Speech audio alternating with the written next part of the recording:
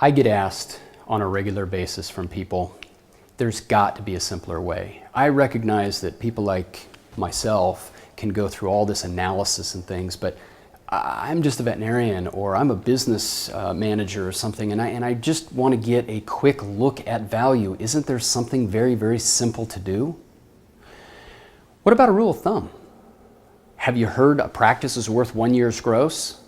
Yeah, I see a couple hands in the back of the audience there. Yeah, anybody with grayer hair like mine remember the days 30-some years ago when practice is sold for 1 year's gross. Of course, our buying group wasn't near as sophisticated at that point, and the banks have now come in and said, hey, we've got to do this a little differently. And then somebody else will say, but I was looking through the AVMA journal and I went right down the classifieds and I saw like 9 practices and they all look like they're selling at about 70% of their gross revenue. Some of that's an illusion. If you have a mid-sized practice, 1 to 2 DVMs, and it's doing $700,000 to $1 million, let's say, in revenue, by the time you figure out the earnings, the bottom line profit, and apply a capitalization rate to that, in other words, determine the value, you're going to find that the price that is determined might work out to around 70-some% of its gross revenue. And you're like, aha, rule of thumb. I can use that on every practice. Don't do it. Let me give you a real life example. What if I said you guys have the ability today to invest in a company, a leading company at the time that you made this investment?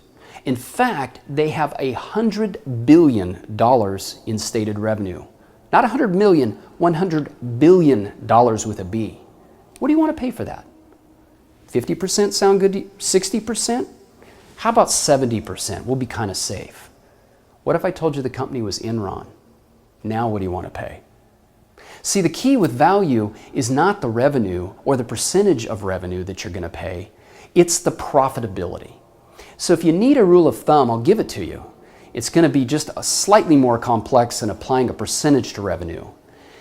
It's 3 to 5 times profit will give you a pretty good rule of thumb. So if you take revenue minus true necessary expenses and calculate the profitability of that practice, multiply it by 3, 4, and 5, and it'll give you a low, medium, and high range of price. It's not perfect, but it'll get you reasonably close.